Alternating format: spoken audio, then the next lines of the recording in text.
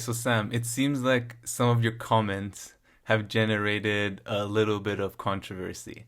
So we did a video about this surprise Afghanistan debate that happened on on a progressive channel, the Analysis News, and during there you made some comments about good empire, something along those lines. So I've heard you talk about empire a few times before, so I'm just gonna try to clarify what I think you were trying to say, and then you can further expand. And pretty much one of our viewers, Mario, who always watches and comments, he wrote that, he disagrees, he strongly disagrees with Sam about good empire and good imperialism, but he wants to hear more and see if Sam can perhaps defend himself.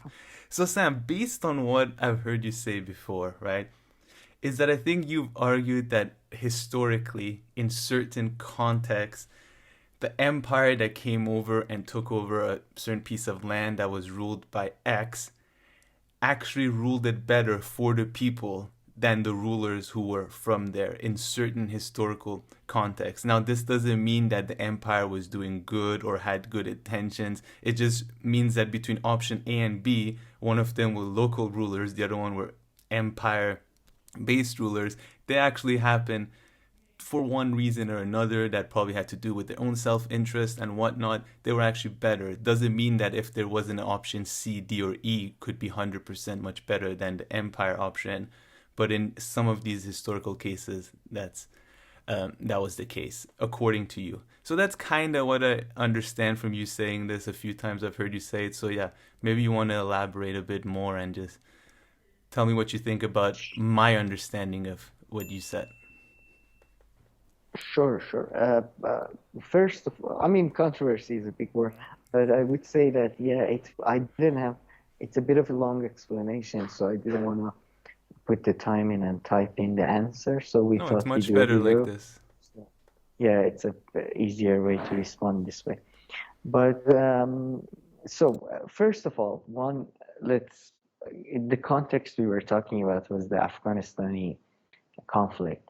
And in that, what I meant there was that a good empire, in that sense that America is the bigger power. So if they, for example, came to Afghanistan with a plan for rebuilding that society, because it serves their markets, it serves as a good market for their products. Let's say McDonald's products or car products or that type of thing.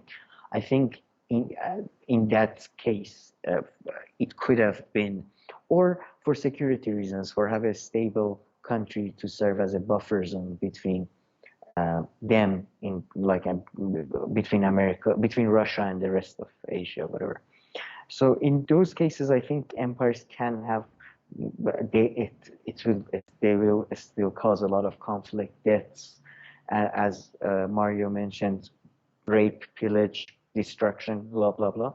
But in the end, I think net benefit could be higher in some cases. And Afghanistan was not a country that was like a they were.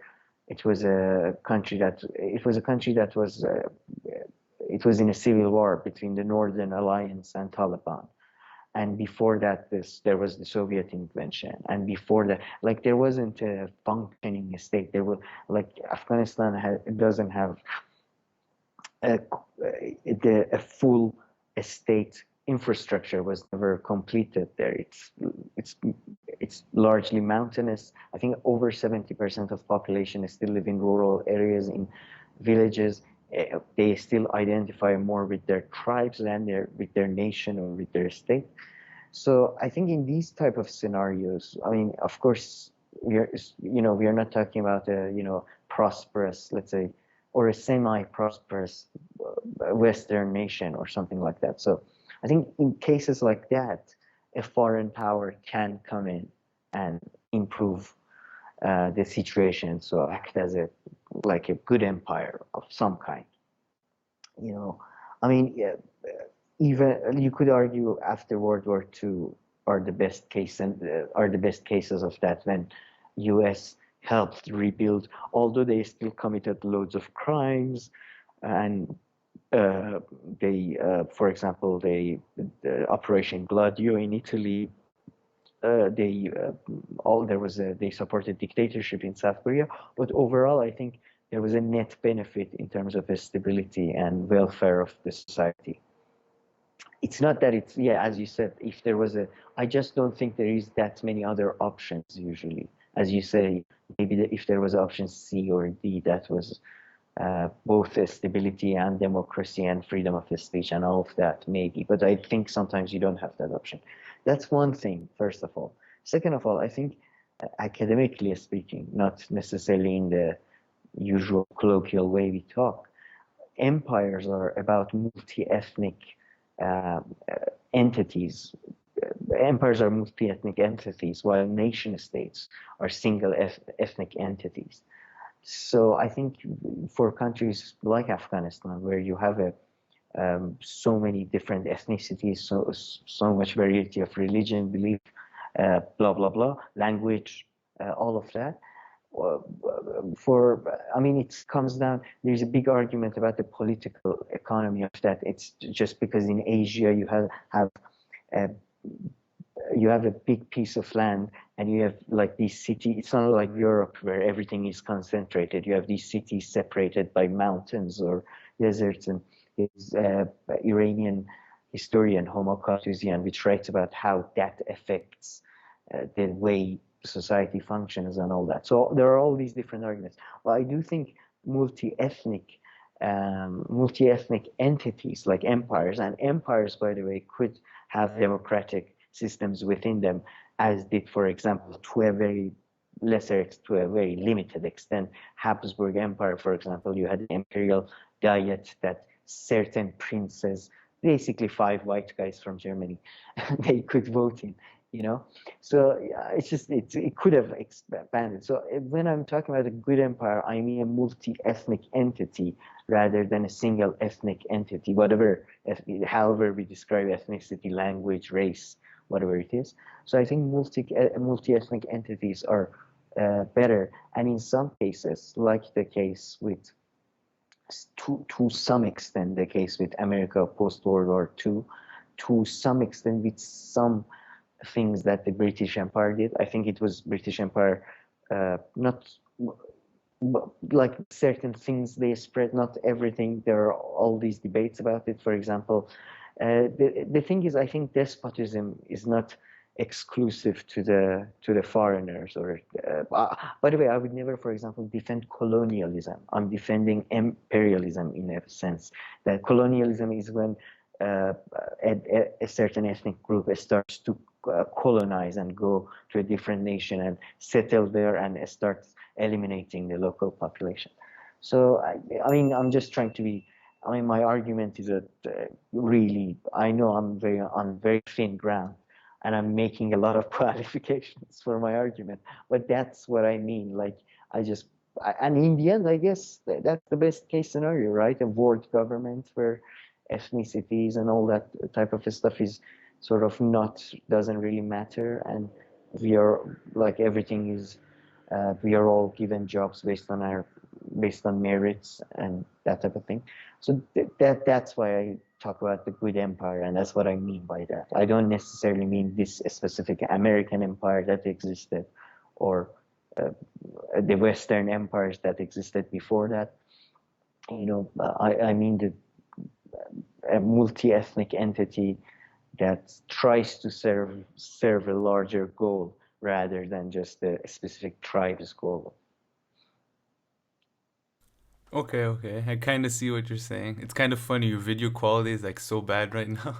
Your sound is good, but Oh, yeah. So I guess I hope. maybe anti-empire deep state or something has messed up your internet. Oh, it just got better now. That's funny.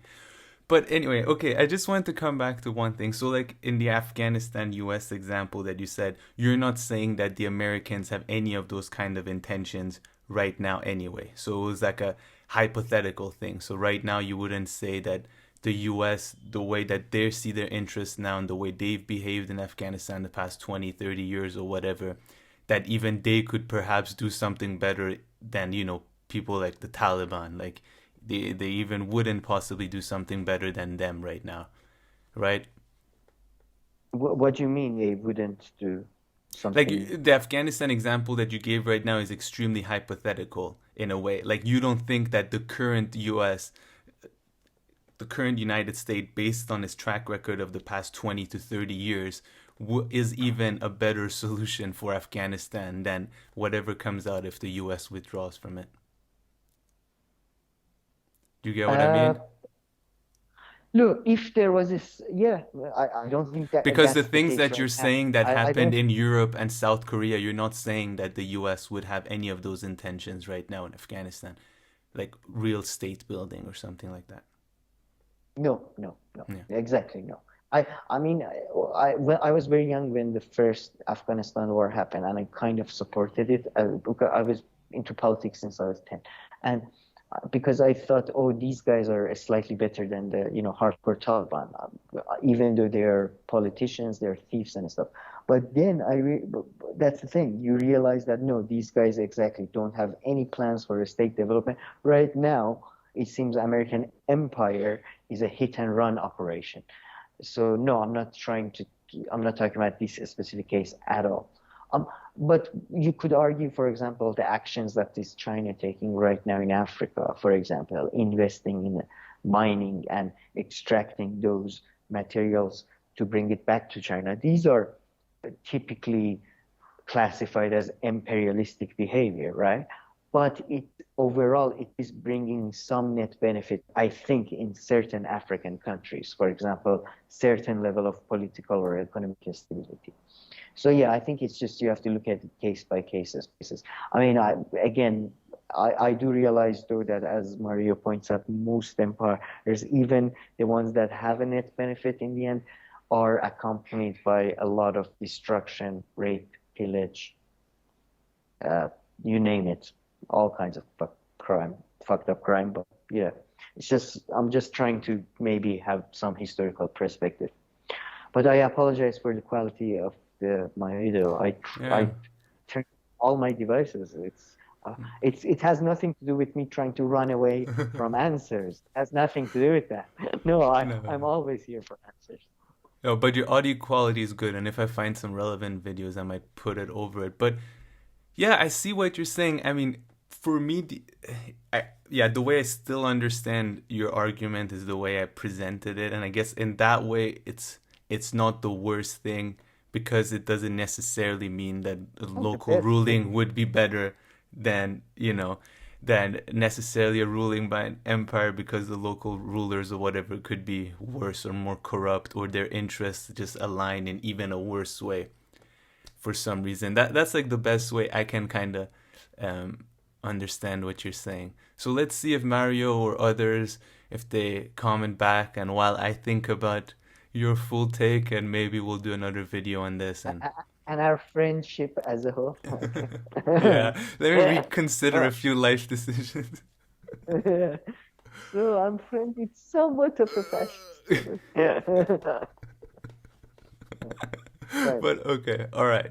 Okay, so please, folks, please leave your comments and criticisms and everything in the comment section below. We'll make sure to get to them, of course. And yeah, like and subscribe if you think that Sam is a semi-decent human being. If not, it's okay if you don't like and subscribe this video. But yeah, thank you for watching. Please like and subscribe, and we'll see you in our next video. Thank you.